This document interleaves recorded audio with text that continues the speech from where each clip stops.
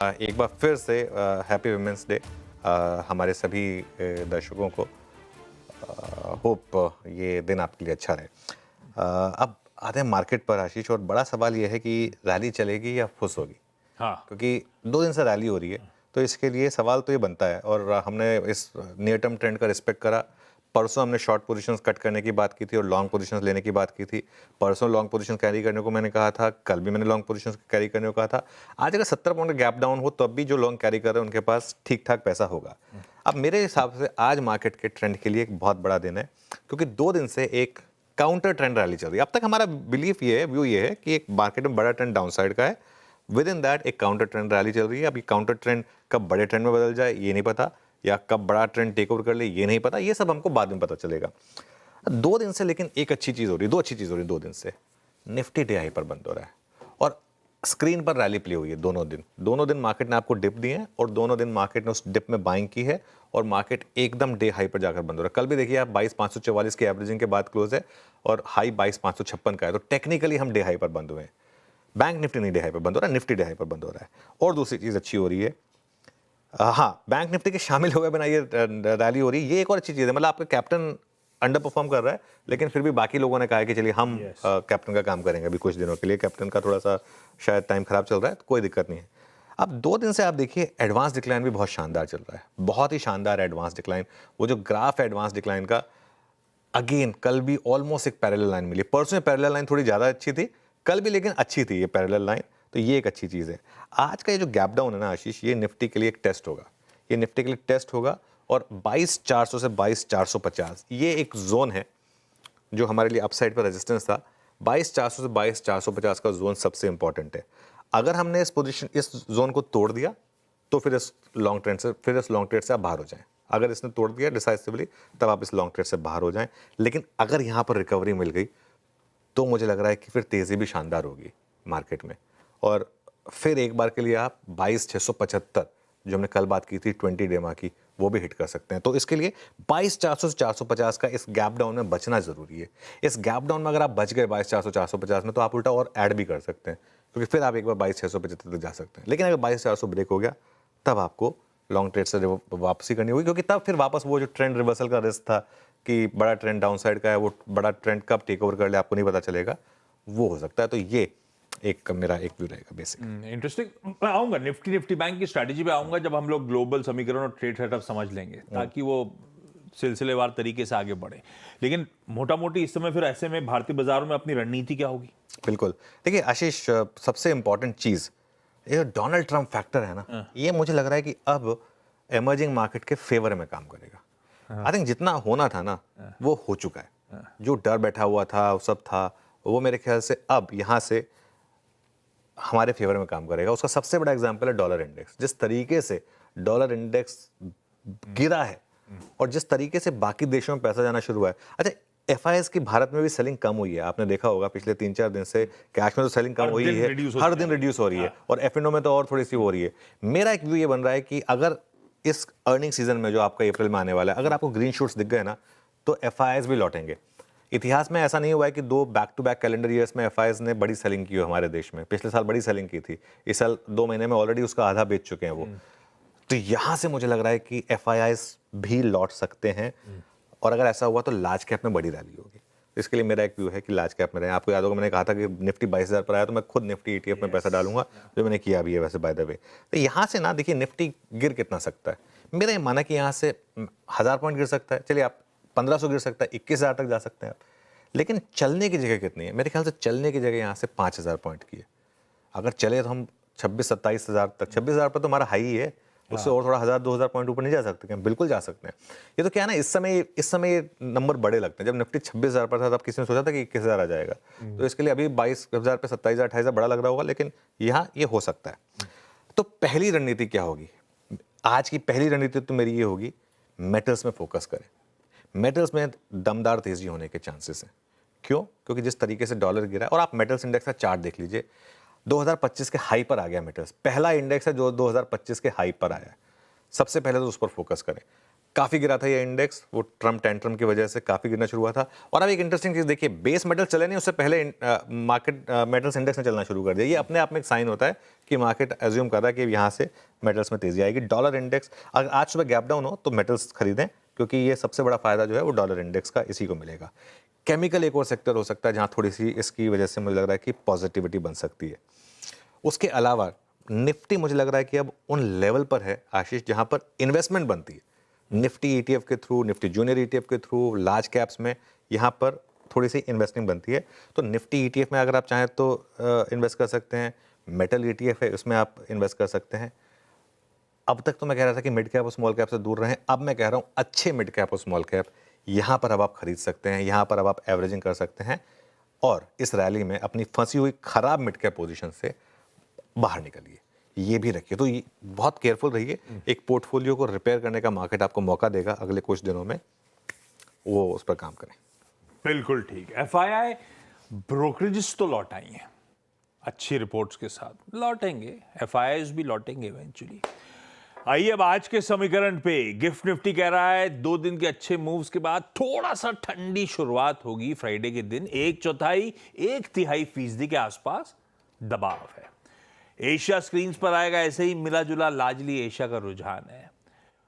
वो असल में क्या हुआ, यूएस का हैंडओवर जो है 2 दिन तो 600 पॉइंट प्लस डाउ बढ़ने के बाद कल 450 425 पॉइंट ठंडा पड़ा। तीनों बेंचमार्क स्क्रीन्स पर हैं।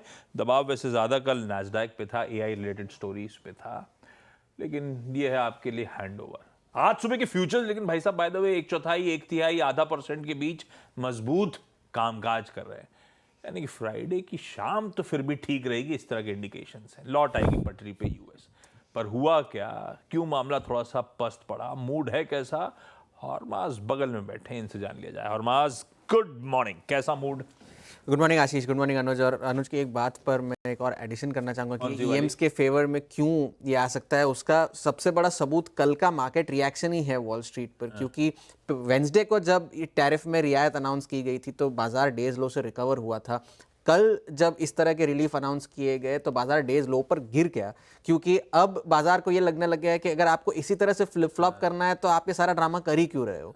तो ये 2 अप्रैल तक फिर से अब उन्होंने मेक्सिको और कनाडा से आने वाले सामान पर एग्जेम्पशन लगाया है, जो USMCA के अंतर्गत जो है कंप्लायंट है। उसमें काफ़ी सारा सामान है, ऑटोमोबाइल्स, ऑटो पार्ट्स, पोटैश, उस पर कम ड्यूटी लगेगी। मगर कनाडा ने जवाब में अपना जो सेकेंड राउंड था रिटेलिएटरी टैरिफ्स का, उसको टाल दिया है। मगर उनका स्टांस अभी भी यही कायम है कि जब तक पूरे टैरिफ्स नहीं हटेंगे हमारे टैरिफ्स भी US के सामान पर लागू रहेंगे। और इस बाजार के मूवमेंट पर डोनाल्ड ट्रंप से भी पूछा गया, उन्होंने भी ये कहा कि मैं तो बाजार देख ही नहीं रहा हूँ, मेरे जो फैसले हैं वो बाजार के मूड माहौल के ऊपर बेस्ड नहीं है। मगर स्क्रीन कुछ और कह रही है, उनकी बातें कुछ और कह रही है। यही डोनाल्ड ट्रंप थे, ट्रंप 1.0 में मार्केट कर रहे हैं जी, और रिएक्शन उसी वजह से फैल गई भाई। हाँ बिल्कुल। और आज का जो बड़ा ट्रिगर ये है कि आज जॉब्स डेटा आना है शाम को, 1,60,000 से 1,70,000 के बीच के अनुमान है। और US का बाजार अब ऐसा हो गया है कि आपको बेचने की वजह चाहिए। और अगर जो है थोड़ा सा भी जॉब्स डेटा थोड़ा यहाँ वहाँ आया तो शायद उसका नेगेटिव रिएक्शन हो सकता है। तेल अभी भी पॉजिटिव बना हुआ है, $70 के नीचे ही प्राइसेस है। और वहाँ पर भी US के जो ट्रेजरी सेक्रेटरी है उन्होंने कहा है कि हम ईरान के तेल सेक्टर को ख़त्म कर देंगे, और ऐसे सारे बयान दिए हैं। और डॉलर, जैसे अनुज बता रहे थे, अब 104 के नीचे जाने की संभावना है डॉलर की। 104.1 पे आ गया था अब तक तो। और ECB ने कल ब्याज दरों में कटौती की है, तो वो तो ऑन एक्सपेक्टेड लाइन्स था। मगर उन्होंने ये कहा है कि अब रेट कटिंग साइकिल जो है वहाँ की शायद थोड़ी खत्म हो सकती है। तो वो वहाँ पर एक नेगेटिव कमेंट्री ECB की तरफ से आती हुई। मगर अब आज का jobs data is the biggest trigger. Handover screen पर कमजोर है, और अगर टैरिफ पर कोई और डेवलपमेंट आया तो उस पर तो नजर बना ही रखनी है। आज शाम को इंटरेस्टिंग होगा, काफी कुछ होगा जो हरमास मंडे को सुबह मैप कर रहे होंगे। जेरेमी पावेल साहब की स्पीच भी है, यूरोप का GDP आंकड़ा भी है, चाइना की वो दोनों बैठकें संडे को खत्म हो रही होंगी। भाई साहब बहुत कुछ होना है मंडे सुबह। और जो अगर कह रहे हैं ना कि मैं मार्केट नहीं देखता हूँ, वो देख के ही ट्वीट कर रहा होता। मतलब वरना तो आपको क्यों कहते हैं बात, वो जो उन्होंने लाएंगे ना मैं मार्केट नहीं देख रहा हूँ, इसका मतलब मार्केट देख रहे देखा तभी दिखा है। वरना क्यों लिखोगे आप? अगर आपने नहीं देखा है तो फिर आप क्यों लिखेंगे? वो लाइन जरा वापस प्ले कर दीजिए हरमास की, जो डोनाल्ड ट्रंप के विजुअल्स के साथ थी। वो काफी इंटरेस्टिंग लाइन थी, क्योंकि आज सुबह सबसे ज्यादा ब्लॉग उसी पर आ रहे हैं आपके, जो डोनाल्ड ट्रंप ने कहा कि मैं मार्केट देख भी नहीं रहा हूँ। 100% देख रहे हैं। हमारे यहाँ पे भी, जो मैं बताऊँ आपको, बड़े से बड़े कई इन्वेस्टर आते हैं और कहते हैं कि हम बाजार को डेली नहीं देखते हैं, क्योंकि वो आवरली देखते हैं। इसके लिए वो डेली नहीं देखते हैं। तो इसके लिए वो उनके दिमाग में घुसा हुआ है मार्केट।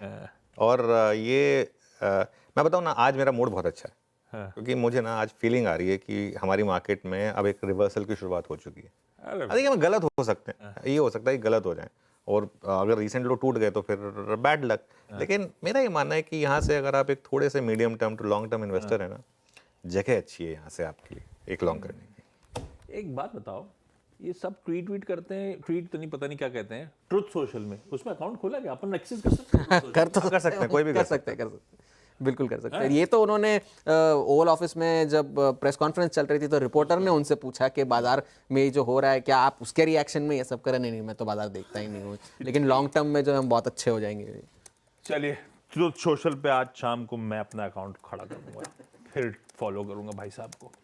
अच्छा, अब आते हैं, मूड माहौल बढ़िया हो रहा है, तो ऐसे में ये तो ग्लोबल समीकरण थे। हमारा सेटअप कल बड़ा इंटरेस्टिंग सेशन था। शुरुआत गैप के साथ हुई, आपने कहा ही था जो गिफ्ट निफ्टी दिखा रहा है उससे कहीं बेहतर शुरुआत होगी, हुई, गजब की शुरुआत हुई थी, मामला ठंडा पड़ा, उसके बाद क्या वापस बढ़िया एक्यूमुलेशन हुआ, बढ़िया दिन के हाईस पे जाके बंद हुए। पर इस बीच ट्रेड सेटअप या समीकरण कैसे बैठ रहे हैं?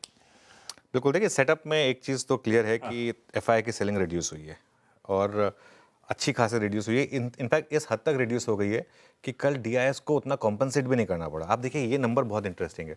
एफआईएस ने 2300 करोड़ बेचा है, सामने डीआईएस ने सिर्फ 1600 करोड़ खरीदा, मतलब नेट इंस्टीट्यूशनल 700 करोड़ की सेलिंग हुई, उसके बावजूद मार्केट चल गया और डे हाई पर बंद हुआ। ये क्यों होता है? सेंटिमेंट। हम कई बार देखते हैं कि नेट इंस्टीट्यूशनल बाइंग होती है तब भी मार्केट गिरता है। सेंटिमेंट, सारा मामला सेंटिमेंट का है। वो बाहर आएंगे आपकी स्क्रीन पर, कहाँ हमने 11,000 करोड़ की सेलिंग देख ली थी एक ही दिन में, और उसके बाद से आप देखिए लगातार 4,700, 3,400, 2,800, 2,300। फिंगर्स क्रॉस्ड, बहुत जल्द आप इसको शायद ग्रीन में भी आते हुए देखें। Fingers crossed. अभी प्रीएम्प्ट नहीं करते, नजर नहीं लगाते हैं इसको, है ना। इंडेक्स फ्यूचर्स में पोजीशनिंग देखिए, ये भी धीरे धीरे इंप्रूव हो रही है। आप ये पहले तो पोजीशनिंग आएगी और अब चेंजेस आएंगे। कल भी देखिए, नेट सिस्टम में 10,000 शॉर्ट कम हुए हैं, 2,347 लॉन्ग जुड़े हैं, 7,800 शॉर्ट कट हुए हैं। इंडेक्स फ्यूचर्स में 1,744 करोड़ की बाइंग है, स्टॉक फ्यूचर्स में 1,670 करोड़ की बाइंग है। इसका मतलब अगर आप cash plus index future plus stock futures कर दें तो एफआईआई की नेट बाइंग है कल, अगर आप डायरेक्शनल वाली चीज़ें देखें तो। और with in index futures 1,900 crore के करीब निफ्टी फ्यूचर्स में बाइंग है, और बैंक निफ्टी थोड़ा तंग कर रहा है हमको। कल भी हमने बात की थी कि बैंक निफ्टी चल ही नहीं रहा है, 350 करोड़ की बैंक निफ्टी में सेलिंग है। वो टेबल आएगी आपकी स्क्रीन पर क्लियरली, और इसीलिए मेरा व्यू ये है कि अगर आपको इस समय लॉन्ग करना है तो निफ्टी शायद आपको बेटर इंडिकेशन दे रहा है। अब आइए आप लॉन्ग शॉट पर, इसमें बहुत इंटरेस्टिंग चीज़ दिखाता हूँ मैं आपको। पहले तो वो long shot 2,300 long add, 7,800 short cut, मतलब नेट आपने सिस्टम में से 10,000 शॉर्ट कम करे। अब वो ग्राफ आएगा आपकी स्क्रीन पर, वो देखिए थोड़ा वापस पिकअप करने की कोशिश कर रहा है, और टेबल देखिए आप, 1,90,000 थे हम एक समय शॉर्ट पोजीशन पर, अब हम आ गए 1,74,000 पर। परसेंटेज देखिए, 15% पे थे हम, 18.5% पर आ गए हैं। 29 जनवरी के बाद, फरवरी तो पूरा हमारा वॉश आउट महीना था, 29 जनवरी के बाद ये सबसे बेहतर लॉन्ग शॉर्ट रेशियो है, ये मेरा मानना है। इंडिया वेक्स कल थोड़ा सा ऊपर था, 0.4%। पुट कॉल रेशियो 1.14 पर वर्सेस 1.05। ये सब देखिए कितने समय के बाद ये सब डेटा पॉइंट्स इंप्रूव हो रहे हैं, मतलब थोड़ा सा कॉन्फिडेंस वापस आ रहा है। बैन में एक स्टॉक जिसका 10 बना हुआ है, मनापुरम, मुझे लग रहा है कि ये मार्केट जो है थोड़े से पॉजिटिव साइन फाइनली दे रहा है। फाइनली स्क्रीन देखकर अच्छा लग रहा है, 2 दिन से स्क्रीन देखकर अच्छा लग रहा है, शो में बैठने का ही मन कर रहा है, तो ये थोड़ा सा ना एक अच्छी चीज़ है। ओके, ये है बढ़िया सा सेटअप, बढ़िया सा ग्लोब का समीकरण अपने लिए जो हैंडओवर बैठा है। अब आइए आज की स्ट्रैटेजी पे। क्या करा जाए निफ्टी पे, जब मूड अच्छा, फीलिंग आ रही है तेजी की, शुरुआत होगी शायद थोड़ी सी पस्त, गिफ्ट निफ्टी के इंडिकेशन से कह रहे हैं, तो अपना अप्रोच क्या रहेगा, क्या लेवल्स वॉच आउट करने, और टेक्सचर जनरली अब कैसा नजर आ रहा है? बिल्कुल, देखिए पहली बात तो जो ये है व्यू, और इसके बाद आएगा प्राइस एक्शन। अगर प्राइस एक्शन ने कहा कि नहीं अनुज तुम्हारा व्यू बिल्कुल गलत है, तो मैं उसको रिस्पेक्ट करूंगा प्राइस एक्शन को, क्योंकि मेरे हिसाब से मार्केट जो कहता है हमको उसको सुनना है, वो सबसे इंपॉर्टेंट हुआ है, बाकी किसी के व्यू की वैल्यू नहीं है। तो अगर तो आप लॉन्ग कैरी कर रहे हैं, जो हमारा व्यू रहा भी है पिछले 3 दिन से, तो 22,400 का एक बहुत टाइट स्टॉप लॉस रखें। कल भी देखिए वो एक बार के लिए 22,400 पे स्लिप हुए थे, फिर वहाँ से वापस रैली आई थी। 22,400 जो रेजिस्टेंस होता है ना आशीष, वो एक बार आपको क्रॉस कर ले वो सपोर्ट बन जाता है। तो 22,400 पर अब आप एक स्ट्रिक्ट स्टॉप लॉस रखें। 22,450 से 22,500 का एक जोन है जहां पर मुझे लग रहा है आप एक लीप ऑफ फेथ पिछले 2 दिन के ट्रेंड को देखकर लीप ऑफ फेथ में एक बाय लें। जस्ट बिकॉज यूएस मार्केट गिरा है, मत घबराएं उससे। 22,450 से 22,500 के एक जोन में बाय करें और एक स्टॉप लॉस लगा दें 22,400 का। अब देखिए 22,400 मतलब 22,390 380 हो सकता है, वो आपको स्क्रीन पे देखना होगा एग्जैक्टली, ठीक है। और एक चीज़, अगर आपने कल का हाई क्रॉस करना शुरू किया 22,556, अभी तो आपको लग रहा होगा कि कल का हाई कैसे क्रॉस होगा, हम तो गैप डाउन खुल रहे हैं, ठीक है, खुल रहे होंगे, गिफ्ट निफ्टी इंप्रूव हो रहा है, शायद थोड़ी सी हमारी भी कमेंट्री का इम्पैक्ट आ रहा है, लेकिन जो भी है, अगर कल का हाई अगर क्रॉस हुआ तो फिर आप और लॉन्ग जॉर्ड कर सकते हैं यहाँ पर, क्योंकि फिर इस बाजार का टेक्सचर आपको कंफर्म होगा कि बाय ऑन डिप्स का बन गया है। और फिर 22,675 22,700 पर आपको मौका मिलेगा अपनी पोजीशन को रीवैल्यूएट करने का कि वहाँ पर आपको बुक करना है या नहीं करना है, क्योंकि अगर वहाँ पर अगर मार्केट नहीं रुका तो ये मार्केट आगे बहुत बढ़ेगा। तो इसके लिए 22,400 के नीचे लेकिन अगर बंद हुए तो मार्केट का वर्डिक्ट होगा कि नहीं, आप जो मर्जी सोच लें, जो मर्जी कमेंट्री कर लें, बड़ा ट्रेंड नेगेटिव है, वो वापस टेक ओवर कर रहा है। तो ये मेरी निफ्टी पर अप्रोच होगी। ये निफ्टी की अप्रोच, निफ्टी बैंक ठीक है, धीरे धीरे कल थोड़ा सा फीका से, कल और परसों दोनों थोड़ा सा अंडर परफॉर्मेंस वाले, लेकिन ये back to back third day हो गया, निफ्टी बैंक थोड़ा बहुत इंचअप कर रहा है। क्या अप्रोच रखें निफ्टी बैंक को लेकर? देखिए निफ्टी बैंक को अभी अभी के लिए पूरी तरह से नज़रअंदाज करें। उसका कारण पता क्या है, अच्छी खबरों पे भी नहीं चल रहा है। कल भी हमारी बात हुई थी कि आज नहीं चला तो दिक्कत है, और बैंक निफ्टी देखिए कहाँ खुलने के बाद कहाँ तक चला गया था। एक बार तो 600 पॉइंट गिर गया था इंटरडे में, और 600 पॉइंट का कोई ट्रेडर स्टॉप लॉस नहीं लगा पाएगा बैंक निफ्टी में। हाँ, अगर 48,800 क्रॉस होना शुरू हुआ, 48,800 850 के करीब अगर ये क्रॉस होना शुरू हुआ तो बड़ी रैली आएगी। इन दैट केस आप बैंक निफ्टी को पकड़ें फिर। और वैसे रैली का लीडर टेक्निकली बैंक निफ्टी को होना चाहिए था, लेकिन नहीं है, ये फैक्ट है। तो एजम्पशन ये थी कि बैंक निफ्टी चलेगा, लेकिन फैक्ट ये कि बैंक निफ्टी नहीं चल रहा है। मेरा ये मानना है जब चलेगा ना बैंक निफ्टी तो लंबा चलेगा। ये शायद वो कहते हैं ना, एक थोड़ा सा नाप रहा है, ट्रैक को नाप रहा है कि कितना बड़ा ट्रैक है, कहाँ पर है, कहाँ पर मुझे थोड़ा सा ब्रेक लेना है, कहाँ, ये थोड़ा सा इवेल्युएट कर रहा है। जिस दिन इसने रफ्तार पकड़ी, पता नहीं कौन सी फिल्म में था वो, मुझे याद नहीं है, कि जिस दिन इसने रफ्तार पकड़ी ये सबको पीछे छोड़ देगा। तो ये बैंक निफ्टी का सीन है, जिस दिन रफ्तार पकड़ेगा उस दिन सबको पीछे छोड़ देगा। और बैंक निफ्टी में इस समय बड़े बैंकों में वैल्यूएशन कंफर्ट भी है, तो बैंक निफ्टी काफ़ी इंटरेस्टिंग हो सकता है। लीजिए भाई साहब, बढ़िया सी निफ्टी बैंक की आज की अप्रोच, आज की स्ट्रैटेजी। होपफुली जिस तरह की गिफ्ट निफ्टी समीकरण दिखा रहा है, दिन शायद बेहतर होता हुआ नजर आए। Fingers crossed.